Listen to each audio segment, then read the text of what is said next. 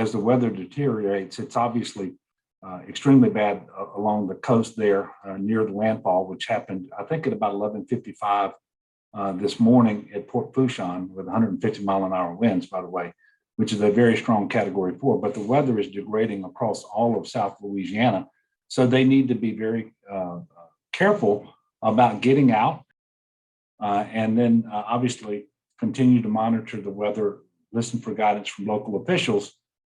Those are the things that people ought to be doing right now, because we're going to see a very, very powerful storm that will travel across southeast Louisiana and will exit into Mississippi, probably still at hurricane strength. And this is not the kind of storm that we normally get. This is going to be much stronger than than we usually see. And quite frankly, if you had to draw up the worst possible path for a hurricane in Louisiana, it would be something very, very close to what we're seeing. We're going to have elevated water levels because of surge and rain for a while. Please do not drive through standing water. Don't do anything like that. Turn around, don't drown. So we actually have a live video feed coming from Port Fourchon, and the storm surge is just tremendous.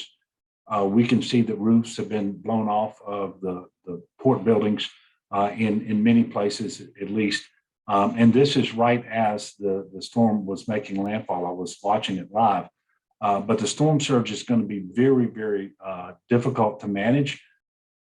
But we're in a very dangerous place with our hospitals, as you know. Yesterday's count, we still have 2,450 in our hospitals with COVID, on top of all of the other individuals who are in our hospital. And quite frankly, evacuating our tier 1 hospitals is not going to be an option. There aren't hospitals with the capacity to take them.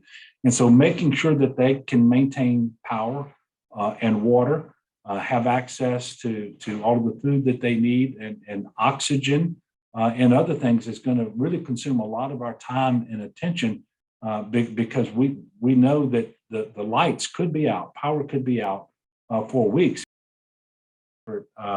Melinda, I can tell you, we're I know the storm is focused on southeast Louisiana, but we're going to be sheltering people across the state in big numbers and for quite a time, it appears. And the challenge there or the challenges you always have, but additionally COVID, because you don't really want to keep people in a congregate shelter any longer than absolutely necessary